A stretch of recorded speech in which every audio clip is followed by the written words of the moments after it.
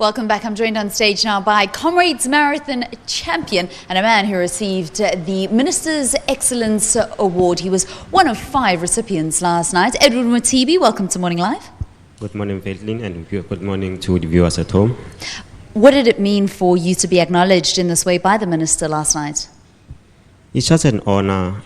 It's a privilege because this shows that my excellence throughout the year. I can say indeed this was really my year.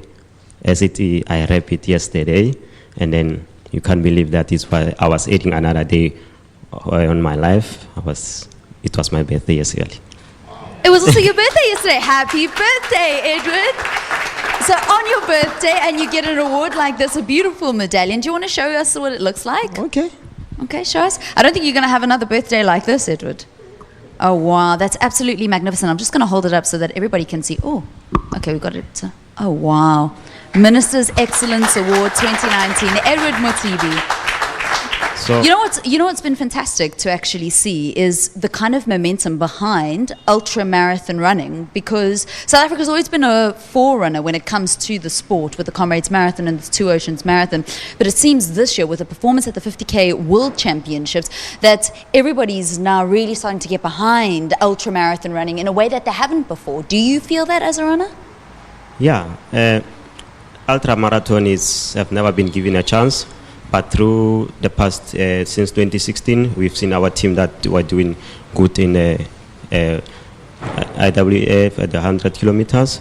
And then they came last time and then they win second prize. As we go this year, we were the first team to bring the gold at home in the 50 kilometer world.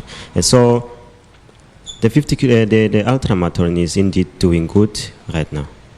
Why do you think people are so excited about ultramarathon running? Comrades opened the entries, they sold out in 2 days. It's a different thing. It's a different race. Everyone loves, I can see maybe everybody loves Comrades, so everyone wants to do an ultramarathon because of this beautiful race. Do you feel the pressure already? Not yet. Not yet, but you will. Yes, I will. As you know, that every man have to defend his title, so I'm willing to work hard, go back to the drawing board with the coach, and then go ahead with the plans for 2020. Have you started thinking about 2020, and will defending your Comrades Marathon title be your big goal for next year? Yes, I'm already starting to prepare now, working up my speed right now, so that when it comes next year, I don't have to battle for that. So we're preparing for next year already now, because it's not like something that you have to do it today and then you just go and run. It takes you months and months to do it. So you must start early so that you get prepared for a day. What does it actually take to win the Comrades Marathon? It needs you. It needs a lot out of you. It needs discipline, dedication, and you have to have goals of what you really want to achieve. What is your advice to young athletes that see you as a role model and that look up to you and say, one day I'd like to be like Edward? Just be yourself and then take sports as it is. Firstly, you have to have a discipline on yourself, and then you have to work on your goals. Okay, and I've covered a lot of road running, Edward, and I've spoken to these ultramarathon runners many, many times. I've always wanted to know, what exactly do you think about running for 6 hours? Hey, what do you think about? Do you think about the groceries? Do you think about what you're going to do for your wife for your anniversary? Like, what are the kind of things that you think about? All you think about is to get to that finish line once you're racing. Phew. For 5 hours? For 5 hours. And that 5 hours doesn't come on that day. You must know that you have so many hours or so many months that you spend on that. So it's like you go out of your home, you leave your family for more than 3 months going to the camp. So once comes the race time, you gotta be ready for it. Yeah, there's huge sacrifices that are involved. I wanted to ask you about the 159 challenge that we saw Eliud Kipchoge doing with a number of athletes. Obviously, it's not going to stand as a world record, but how do you feel as a athlete seeing the kinds of performances that Eliud Kipchoge is capable of? That's phenomenal of what that guy is doing.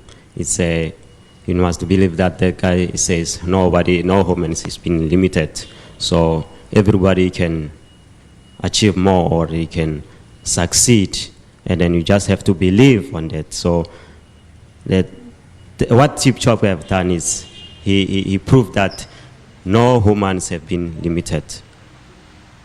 And he was able to do that and to show us that, in spite of what we may think is possible, you have to actually reach further. Where do you think running is going, considering where we see it currently at the moment? Times that we haven't seen being run in the last, 5 years ago, you can't think to see the kind of finish times that we're seeing nowadays. Yeah, things are changing. The generation is changing every time. And then I might say maybe even the technology is changing every day.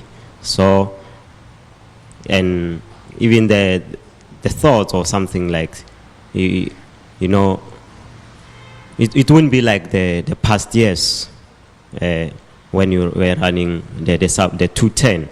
And then you remember that the only guy who ran so quick was the likes of Haile Gabriel Selassie, who ran 204. And then it goes down to 203 and stuff like that. So it's so that everything is changing right now, and the technology is growing. Everything is changing now to our generation. You mentioned technology, and the one big talking point around the 159 challenge was, of course, the shoes and the technology that goes into the shoes. How do you feel about that? I'm not quite sure about the shoes, because I wear the shoes. So for me, I don't see it making that impact. All I know is that it protects you. Yeah. Yes, throughout that whole year. I remember that I was using the smaller one. It was still a Nike last year. So all my legs or my toes I've got blisters on it. So right now this year I use the 4%, or else I didn't got those blisters. And then I still have run my 531. So I would say no, they are doing that cushioning is to protect us, not for somebody to say, this shoe, it will take you to win the comrade. It will never do that. Because you actually still the one that has to do all the work. Edward Motibi, thank you very much. The reigning Comrades Marathon champion, and also a man who celebrated his birthday in absolute style. I don't think many people can say this, that on your birthday you get to win a Minister's Excellence Award. Time now for us to go back to the studio for your headline news.